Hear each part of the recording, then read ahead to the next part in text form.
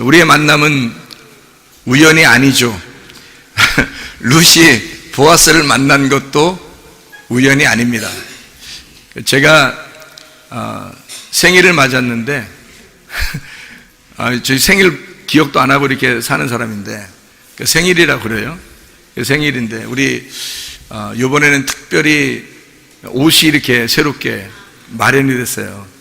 왜 그렇게 됐냐면 저희 어머님이 옷을 꼭 해주고 싶다고, 그래서 이것을 이제 어머님이 골라서 해주셨거든요.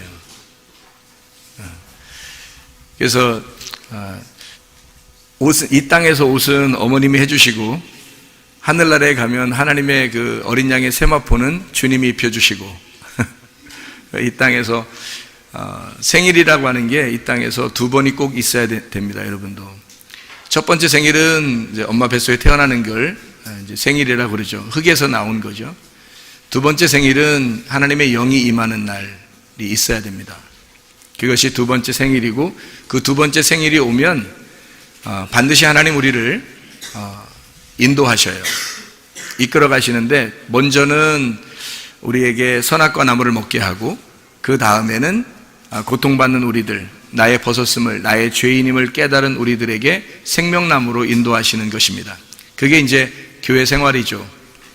그래서 제가 오늘 생일을 왜 이야기를 했냐면, 저희 어머님한테 너무 감사해서, 옷 해줘서 감사한 그런 것도 있지만, 너무 감사해서 저희 어머님한테 인사 한번 드리려고 인사를 이렇게 드려요. 생일을 맞아서 여러분에게 꼭 한번 하고 싶은 게 있습니다. 뭐냐면, 여러분 모두에게 제가 저를 있게 하고 저를 또 살게 하는 것이 또 우리 교회고 또 여러분입니다. 그래서 제가 여러분에게 저를 한번 해 올리도록 하겠습니다.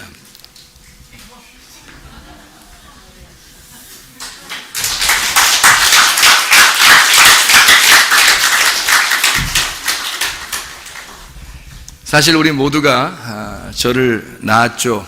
그리고 저를 있게 하고 저를 살리는 겁니다.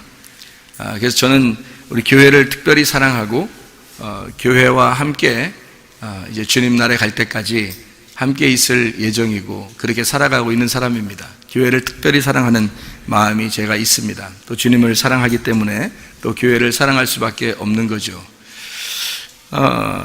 이번에 제가 이 말씀, 이게, 생일 때문에 준비한 말씀이 아니라, 우연한 이 만남,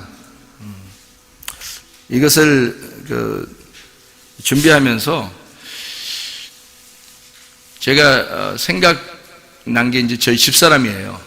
저희 집사람하고 제가 이제 우연히 이렇게 만나게 됐죠.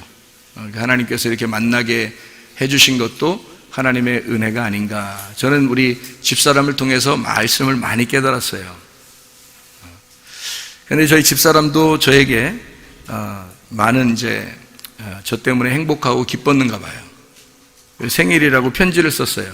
근데 제가 우리 집사람한테 허락받고 읽으면 읽지 말라고 할 것 같아서 그냥 가지고 나왔습니다.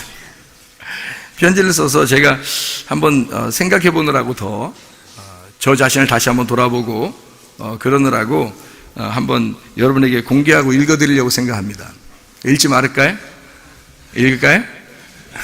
마음대로 해요? 사랑하고 존경하는 목사님께 생일을 축하드려요. 이번이 몇 번째 생일인가요? 잘 모르겠지만 세는 게 무의미한 것 같아요. 겉사람은 후패하나 속사람은 새로워지니까요. 다른 사람 누구보다도 목사님이 태어나서 우리 곁에 함께 있다는 사실은 축하받아 마땅한 일이고 너무 감사한 일이죠. 저는 이 세상에서 가장 잘한 일이 목사님을 만나 이렇게 가정을 꾸리고 함께 선한 목적을 가지고 살아가게 된 것이에요. 목사님이 내 삶에 있어서 어떤 존재인지 말로 표현이 될까요? 절대 설명할 수 없을 거예요. 목사님을 보고 함께 살면서 하나님이 나를 사랑하신다는 것을 비로소 깨달았어요.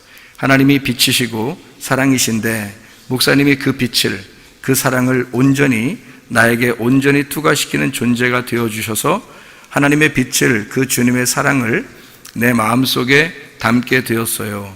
주님이 나를 어떻게 사랑하시는구나 하는 것을 몰랐고 늘 멀게만 느껴지는 주님이었는데 목사님이 내게 전해준 사랑 때문에 주님의 사랑을 알게 되었어요. 그 사실이 너무 감사하고 고마워요. 늘 받기만 하고 늘 섬김만 받아서 내가 목사님에게 무엇을 해줄 수 있을까 싶은데 마음은 빚진 사람처럼 늘 너무 고마워요. 그리고 늘 죄송하고 송구스러운 마음도 있고요. 말로 다 표현을 못하지만 어쨌든 목사님은 저에게 그런 존재예요. 이번 겨울 내내 지독하게 아파서 너무 힘들었을 때도 목사님이 옆에 안 계셨으면 전 그냥 무너졌을 거예요. 하나님께서 날 사랑하시는 모습이 그런 모습일까? 저도 목사님 닮고 싶어요. 앞으로 살아가는 동안 내가 아무리 잘한다 해도 목사님이 나를 사랑하는 만큼, 나를 섬겨준 만큼 그만큼은 절대 못 따라가겠죠.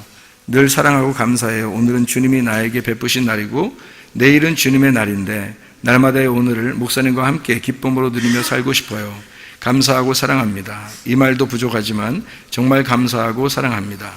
큰 건 아니지만 파란색이 잘 어울리는 목사님을 위해서 봄 니트 티를 하나 준비했어요.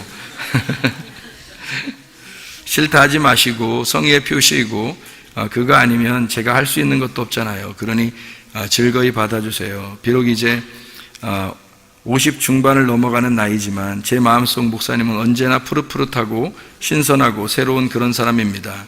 그래서 내가 목사님이 파란색 옷 입는 걸 좋아하는가 봐요. 생신 진심으로 축하드려요. 해피 버스데이 투 유. from 옆지기 조이스 이렇게 했어요.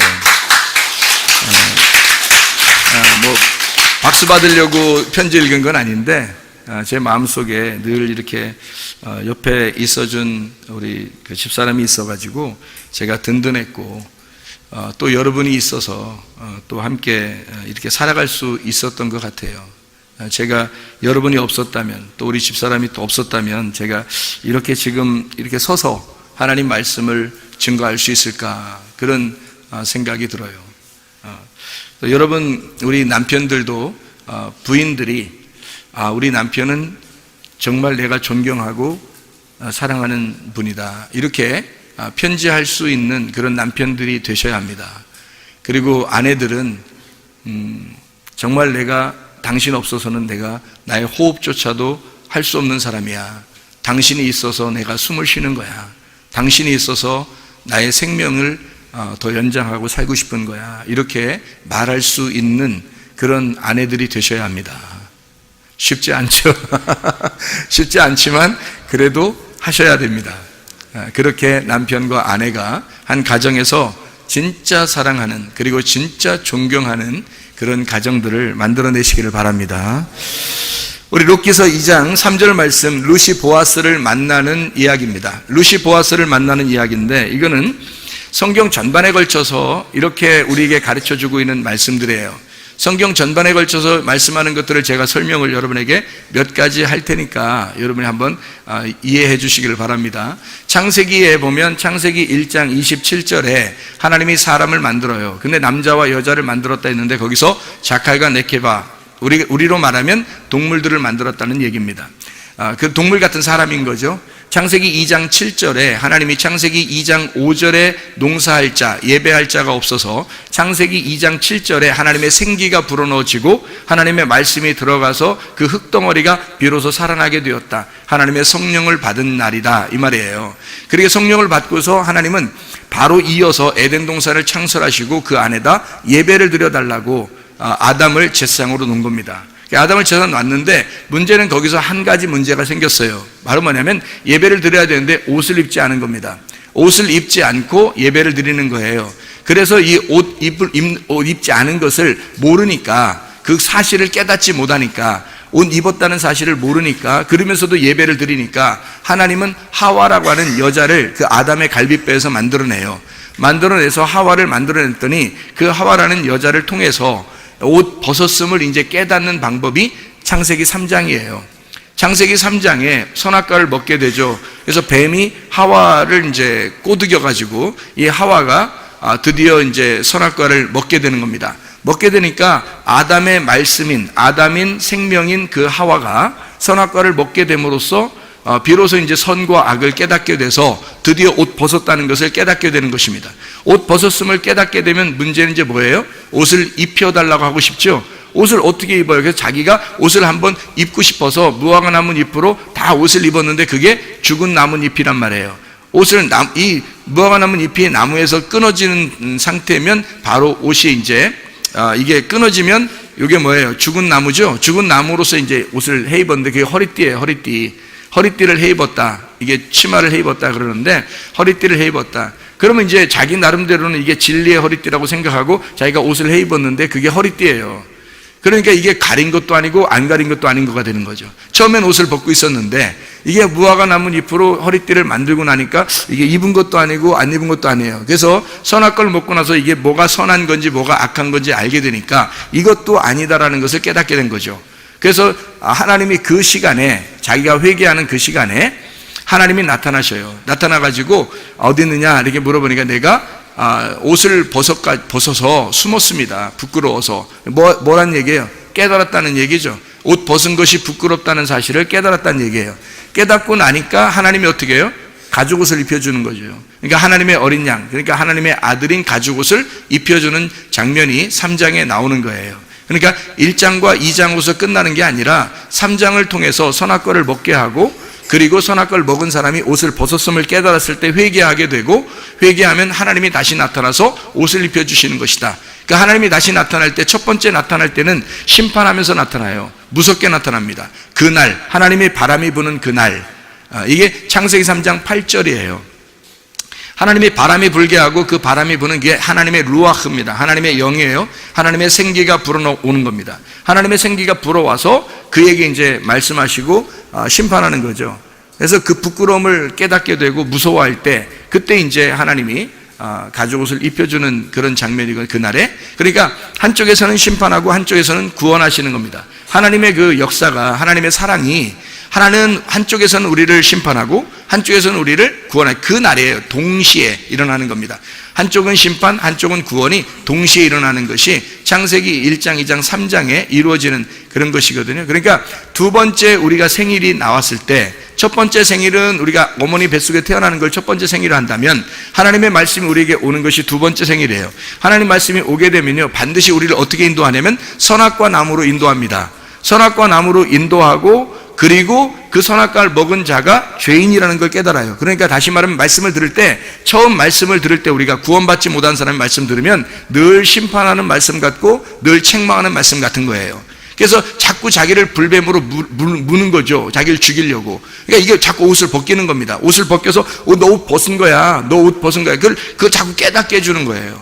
그러니까 부끄럽죠. 자기가 부끄럽고 교회 나오면 책망받는 것 같고 심판받는 것 같고 하나님의 말씀으로 늘 이렇게 혼나는 것 같은 거예요. 그게 첫 번째 오는 사건입니다. 하나님의 영이 여러분에게 오면 하나님의 생기가 불어오면 하나님 말씀이 오게 되면 그럼 바로 이어서 선악과 나무를 먹게 하는 거예요. 선악과 나무를 먹으면 우리 자신이 죄인이라는 걸 먼저 깨달아야 되죠. 죄인을 깨닫기만 하면 돼요. 그날 주님이 오시는 겁니다. 하나님의 성령 여러분을 직접 만나게 되면 그 바람이 부는 날이 오면 여러분을 심판하고 벗겨낸 여러분, 죽은 여러분을 다시 부활시키는 거예요. 그래서 가죽옷을 입혀서 여러분을 살리는 거. 하나님의 어린 양 되신 예수님이 오셔서 우리에게 옷을 입혀주는 거죠. 그게 3일째라는 말이에요. 그러니까 첫 번째 날 우리가 살았다면 두 번째 날 우리를 찢으시고 세 번째 날에 우리를 부활시켜서 다시 일으키신다. 이게 호세아 6장 1절부터 3절까지의 말씀입니다. 자, 우리가 이것을 알게 되면 성경이 전반적으로 다 그렇게 이루어졌다는 사실을 깨닫게 됩니다. 잘 보세요. 누가복음 15장에 보면 11절부터 32절까지의 말씀에 누가 나오죠? 누가복음 15장 그러면 잃은 양 드라크마 탕자의 비유예요. 그러니까 그 누가복음 15장 11절부터 32절은 뒷부분이니까 탕자의 부분이 나오겠죠. 돌아온 탕자. 왜 그러면 우리는 하나님 아버지는 그냥 탕자를 사랑하는 게 아니라 돌아온 탕자를 사랑한다고 할까? 그런 얘기예요. 그러니까 아들이 있는데 그 아들이 아버지 마음을 모르는 아들이 집에 있는 거예요. 아버지 마음을 모르는 아들이 집에 있어요. 그러니까 돌아온 탕자가 와보니까 형이 아직도 마음을 모르고 있죠. 아버지 마음을. 그죠? 동생이 나갔다 들어와 보니까 형이 아직도 마음을 모르고 있어요. 그러니까 형이라고 하는 건 먼저 우리가 낳았다는 것을 말하는 거거든요. 먼저 나온 자. 먼저 우리가 태어나면 아직 몰라요. 뭐가 뭔지.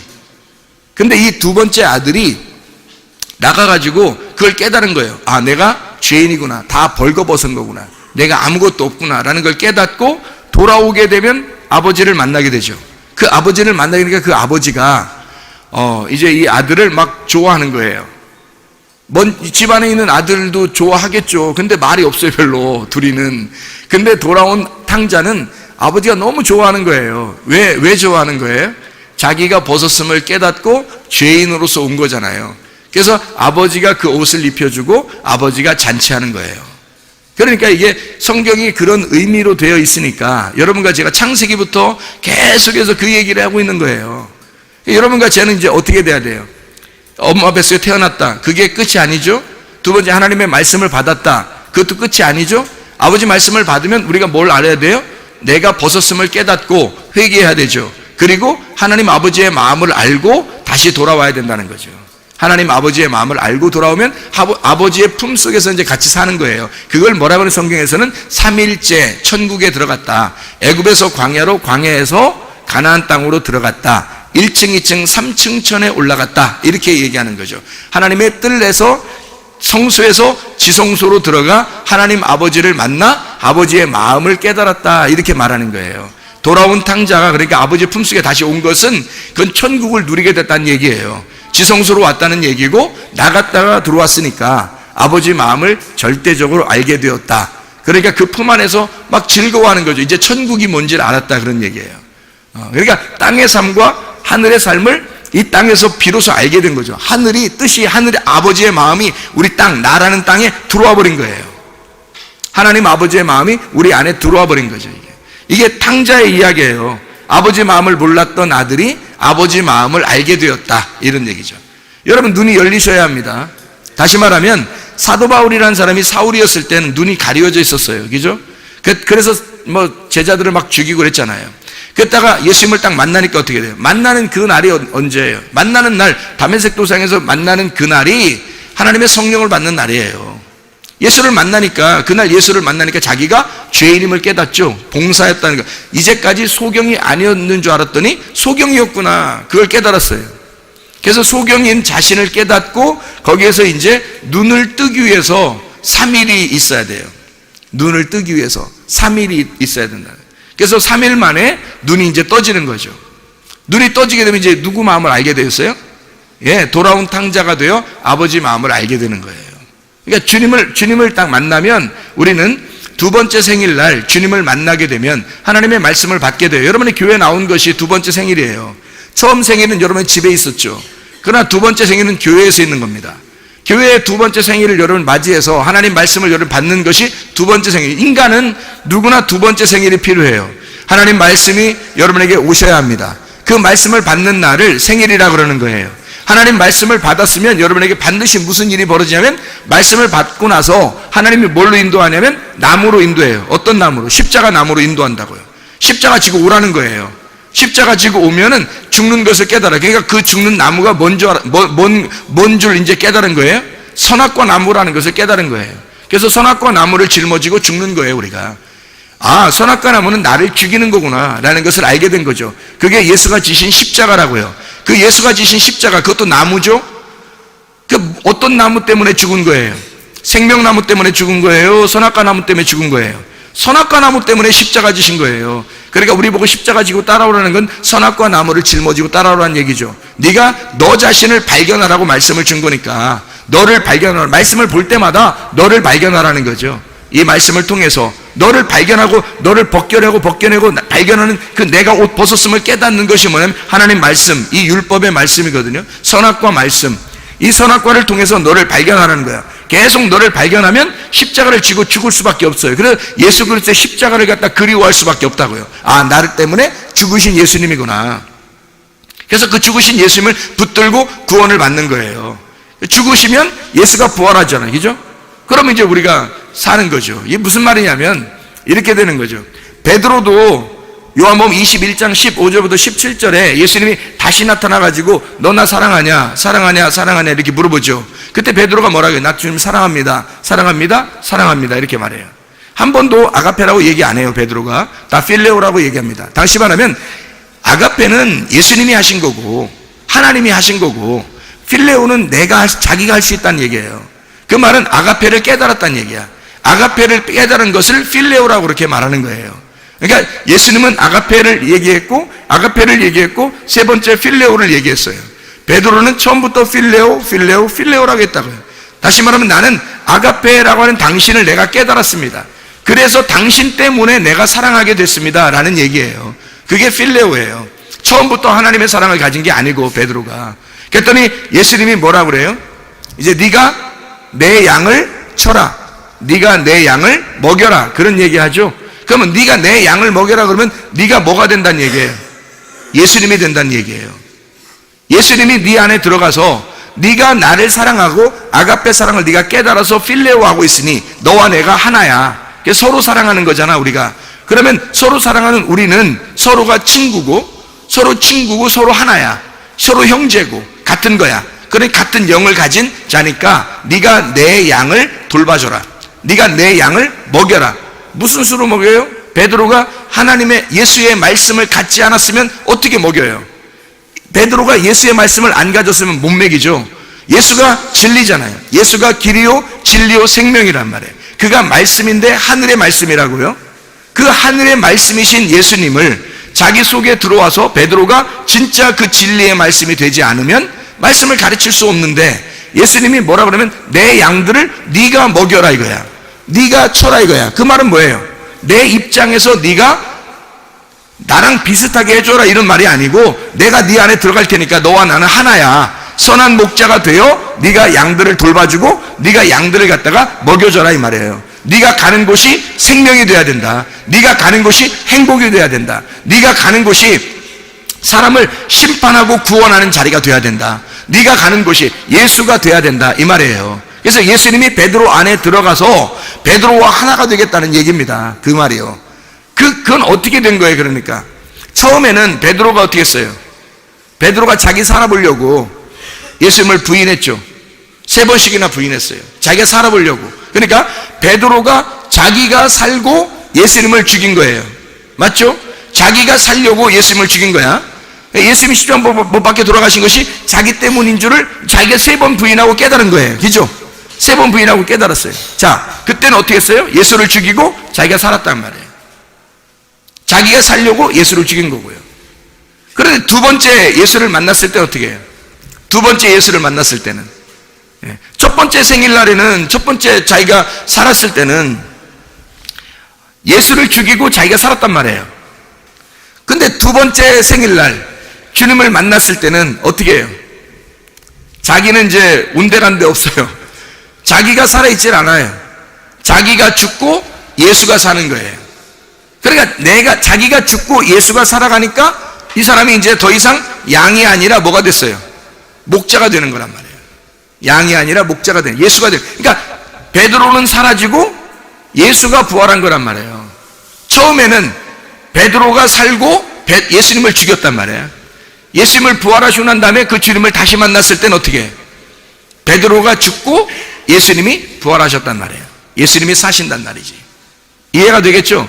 이렇게 바뀌는 거예요. 그래서 예수님이 베드로를 갖다가 첫 번째 그 고기 잡을 때 만났을 때는 뭐라 그래요? 그냥 고기 잡고 있는 사람이었어요. 고기 잡고 있는 사람을 갖다가 예수님이 뭐라 그래? 그때 뭐라고 예언을 해줬어요? 네가 이제 앞으로 사람을 낚는 어부가 될 것이다. 그죠? 처음엔 고기를 잡고 있었던 사람인데 너 나를 제대로 만나면 사람을 낚는 어부가 될 것이다. 이 사람을 낚는 어부는 언제 된 거예요? 요한복음 21장에 된 거죠. 베드로가 예수님을 다시 만났을 때, 두 번째 만났을 때, 두 번째 예수를 경험했을 때, 그때 사람을 낚는 어부가 네가 될 것이다 라는 말이 이루어지는 거죠. 예수님이 네가 내 양을 쳐라, 네가 내 양을 돌봐줘라, 네가 지금부터 이제 사람을 낚는 어부가 될 것이다 이 말이죠. 그 전에는 고기 낚는 어부였죠. 처음 만날 때는 고기 낚는 어부였고, 이 고기 낚는 어부가 예수님을 갖다가 사람 잡은 거죠. 한마디로 사람 잡아버린 거예요. 그랬다가 예수님을 다시 만났을 때는, 두 번째 만남을 가졌을 때는, 그때는 이제는 사람을 낚는, 사람을 살리는 어부가 되었단 말이에요. 자, 이해가 되겠죠? 이렇게 여러분과 제가 첫 번째 주님을 만난 사람이 있고 두 번째 주님을 만난 사람이 있습니다. 여러분과 저는 두 번째 주님을 만난 사람들이 되셔야 합니다. 그게 진짜 회개라고 하는 거고, 그게 진짜 하나님 만났다는 거예요. 우리가 그냥 태어났다고 태어난 게 아니죠. 진짜 두 번째의 생일을 맞이해야 된다고요. 하나님 우리에게 말씀을 알려주시고 그 말씀 가운데 여러분이 살게 되어야 된다고요. 그게 하나님의 역사란 말입니다. 주님의 은혜 가운데 산다는 것이 바로 이거예요. 주님을 알면 이제 은혜밖에 없죠. 베드로가 두 번째 만났을 때, 탕자가 돌아왔을 때 이제 어떻게 됐겠어요? 아버지의 품 안에서 아버지를 늘 그리워했던 그 탕자가 아버지의 마음을 알았어요. 그 은혜로 사는 거죠. 아버지가 존재하는 것만 해도 살 것 같은 거예요. 베드로가 예수 그리스도가 자기 안에 계신다는 것만 해도 살 것 같은 거예요. 돌아온 탕자, 돌아온 베드로는, 두 번째 만남을 가진 이 사람들은요, 하나님을 떠날 수가 없습니다. 아버지를 떠날 수가 없습니다. 주 예수를 떠날 수가 없습니다. 그걸 뭐라 그러냐면 은혜라 그럽니다. 근데 예수를 떠나는 자들이 있어요. 예수를 떠나는 자들은 바알신 숭배하는 자들이고요, 바리새인들이고요. 자꾸 예수를 떠나요. 자기는 하나님을 믿는다고 하면서도 아직 깨달았질 못한 거예요. 자기가 옷 벗었음을 깨닫질 못한 거예요. 예수가 옷을 입혀줘야 입는다는 사실을 깨닫지 못하고 있는 거예요. 그러니까 여전히 자기는 자기의 생각대로 살면서, 자기 뜻대로 살면서 자기는 예수를 믿는다고 생각한단 말이죠. 첫 번째 만남에서는 예수를 진짜 믿는 게 아니라고요. 주님이 그냥 데리고 오는 거예요. 주님이 씨를 심어주고 싶어서, 그 안에 생기를 불어넣어주고 싶어서 흙을 갖다가 선택을 하는 거야. 여러분이 교회에 나오게 되는 것도 하나님이 여러분을 흙을 선택해서 나오게 되는 거예요. 게다가 생기를 불어넣어주죠. 말씀을 갖다 계속 심어준다고요. 이게 바람이 계속 분다고요. 그때 여러분과 제가 선악과를 먹게 되고 나의 벗었음을 깨달아서 하나님 내가 죄인입니다 고백하게 될 때, 하나님께서 바람이 불 때 다시 여러분을 찾아오신다고요. 그게 창세기 3장 8절입니다. 하나님이 아담과 하와에게 바람이 불면서 찾아오시는 거예요. 아담아 어디 있느냐? 그날, 그 바람이 부는 그날부터 하나님은 그 사람의 하나님이 되시는 거예요. 그때부터 하나님이 대화하시는 거죠. 그 전에는 대화 안 합니다. 여러분 잘 안 해요. 그때부터 하나님이 대화하시는 거예요. 하나님을 만나서 여러분이 교통하고 기도하고 대화한다는 것은요, 그냥 우리가 막 아무렇게나 내 생각을 갖다 얘기하는 걸 그걸 기도라고 하는 게 아니라, 하나님과 대화하기 시작할 때, 하나님과 말이 통하기 시작할 때, 그때부터 기도라고 그러는 거예요. 하나님의 말씀을 깨달으셔야 합니다. 하나님 말씀을 알아야 합니다. 하나님의 영이 여러분에게 바람으로 불어와야 합니다. 그 하나님의 영이 불어올 때, 그때 나의 가슴은 찢어지고 내 마음은 찢어지고 내가 죽고 예수 그리스도가 부활하여 내 속에 살게 되면 진짜 하나님의 마음을 깨닫게 되는 것입니다. 그게 돌아온 탕자고 그게 베드로다 이 말이에요.